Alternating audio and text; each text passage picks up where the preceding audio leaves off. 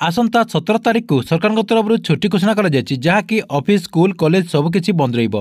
तेबे सरकार आसंता 17 तारीख को कहीं सरकारी छुट्टी घोषणा एवं एने सरकार तरफ कौन अपडेट रही आपण मैंने वीडियो माध्यम पूरा डिटेल जानीपारे से भिडटी को शेष पर्यंत देखूँ। ता पूर्व वीडियो को गोटे लाइक कर दिंतु एवं जो मैंने मो चैनल को नुआ आसवे चैनल को सब्सक्राइब कर पाखर थिबा बेल आइकन को क्लिक करके ऑल नोटिफिकेशन ऑन कर दिंतु।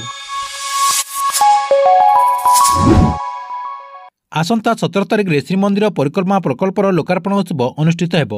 से दिन को सरकार तरफ छुट्टी भाव घोषणा कर राज्यर समस्त सरकारी ऑफिस स्कूल कॉलेज बंद रही राज्य सरकार तरफ घोषणा सहित राज्य सरकार जो आईपीआर डिपार्टमेंट रही से आईपीआर डिपार्टमेंट जो एक्स बा ट्विटर जो पेज रही तेबे से पेज रे सरकार तरफ ए पोस्ट कर से पोस्ट रे कौन अपडेट रही आसतु देखा।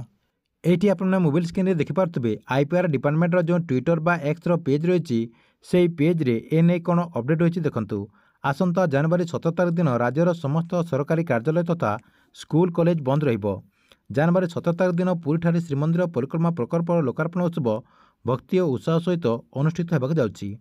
एही प्रकल्प हेबो ओडियार अस्मिता अन्यन निर्देशन जगतर नाथ एवं आराध्य देवता तथा सर्वधर्मी समन्वयन प्रतीक महाप्रभु श्री जगन्नाथक भक्त मैंने जपरी आनंद सह यह कार्यक्रम में योगदान कर महाप्रभु उद्देश्य भक्ति निवेदन करेंगे ताकू दृष्टि रखी माननीय मुख्यमंत्री श्री नवीन पण्डा जनवरी 17 तारीख दिन टी सरकार तरफ छुट्टी भाव घोषणा कर ठीक अच्छी एथिला आपन बहुत बड़ा गोटे अपडेट। आपण मानक वीडियो केमती लगिला कमेंट बॉक्स रे नीचे गोटे कमेंट करंतु एवं गवर्नमेंट जेकोसी नुआ योजनार अपडेट जानिया पई आपण माने चैनल टी रेगुलर देखुतांतु।